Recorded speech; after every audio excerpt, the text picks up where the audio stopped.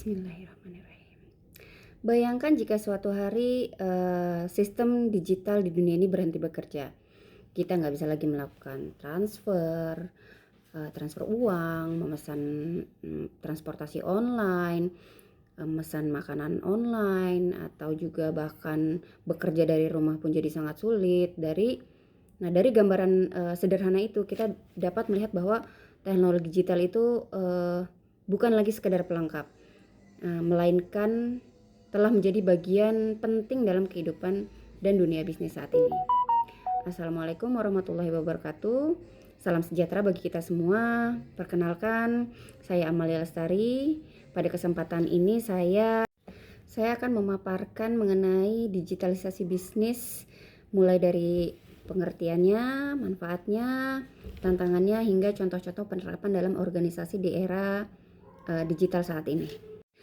Digitalisasi bisnis merupakan proses pemanfaatan teknologi digital dalam mengubah cara organisasi menjalankan aktivitas bisnis agar menjadi lebih efektif, lebih efisien, lebih cepat, dan mampu memberikan nilai tambah bagi pelanggan maupun perusahaan.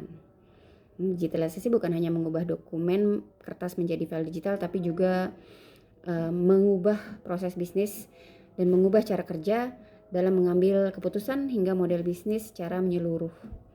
Saat ini hampir seluruh sektor industri telah menerapkan digital, mulai dari perbankan, rumah sakit, pendidikan, manufaktur, logistik, hingga pemerintahan. Perubahan ini bercepat oleh perkembangan teknologi seperti cloud, seperti computing, ada artificial intelligence atau biasa kita sebut AI, ada Internet of Things, Big Data, dan mobile application. Ada mobile application itu biasa kita sebut handphone ya, ada aplikasinya di situ yang suka kita download, itu yang dimaksud mobile application. Nah, mengapa sih digitalisasi bisnis ini menjadi sangat penting? Nah, ini dia yang perlu kita bahas. Saya sudah ambil beberapa poin. Yang pertama itu, digitalisasi mampu meningkatkan efisiensi dalam operasional. Banyak pekerjaan yang sebelumnya dilakukan secara manual, tapi sekarang bisa dilakukan secara otomatis, misalnya absensi karyawan. Nah, dulu absensi karyawan tuh datang lalu tanda tangan, tapi saat ini karena digitalisasi absensi itu jadi lebih mudah, bisa berbasis wajah atau fingerprint yang datanya langsung masuk ke HR system, atau biasa kita sebut HRIS. Yang kedua, digitalisasi meningkatkan kualitas pengambilan keputusan. Perusahaan tidak lagi mengandalkan intuisi semata, tapi menggunakan data yang tersimpan dalam sistem untuk melakukan analisis. Dengan adanya dashboard digital, manajemen dapat melihat tingkat produktivitas karyawannya, dapat langsung mengecek penjualan, langsung bisa mengecek absensi, hingga turnover karyawan secara real time. Jadi kalau kita perlu data saat ini juga, saat itu juga kita bisa langsung buka. Lalu ada poin yang ketiga, digitalisasi mampu meningkatkan pengalaman pelanggan atau customer experience. Contohnya saya coba ambil di McDonald ya, di restoran cepat saji. Nah, di sekarang dia menggunakan dashboard yang kalau kita datang kita langsung pilih secara digital menu yang kita mau, lalu kita bisa bayar. Saat itu juga menggunakan aplikasi QRIS atau transfer bank. Nah, itu ada juga aplikasi lainnya yang bisa kita gunakan di mobile apps. Kita bisa download aplikasinya, lalu kita pilih sendiri menunya di handphone kita, dan kita lakukan transaksi pembayaran bisa QRIS ataupun transfer bank juga. Nah, itu ada contoh-contoh perilaku atau digitalisasi yang meningkatkan pengalaman experience pelanggan. Namun selain memberikan banyak manfaat, digitalisasi bisnis juga memiliki tantangannya sendiri. Nah, salah satunya adalah kesiapan sumber daya manusia. Tidak semua karyawan memiliki kemampuan digital yang sama.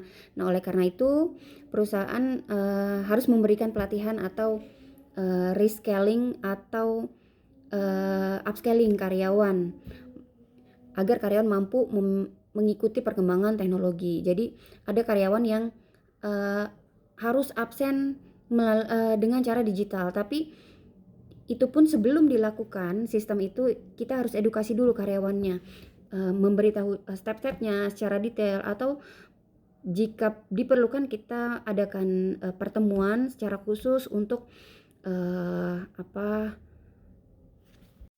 untuk training ataupun pelatihan. Nah, tantangan berikutnya adalah keamanan atau cyber security. Nah, ini paling bahaya nih. Semakin banyak data perusahaan yang tersimpan secara digital, maka makin besar pula resiko pencurian data maupun serangan cyber tadi. Nah, oleh karena itu perusahaan harus menerapkan sistem keamanan informasi yang baik serta meningkatkan kesadaran seluruh karyawan dalam pentingnya menjaga kerahasiaan data. Selain itu, perubahan budaya organisasi juga menjadikan tantangan yang cukup sulit ya. Digitalisasi seringkali menghadapi resistensi karena sebagian besar karyawan merasa nyaman dengan cara kerja yang lama. Nah, disinilah peran pemimpin sangat penting untuk membangun budaya inovasi, komunikasi, keterbukaan, serta memberikan contoh dalam menggunakan teknologi digital. Jika kita melihat dari perspektif manajemen sumber daya manusia, digitalisasi memiliki pengaruh yang sangat besar.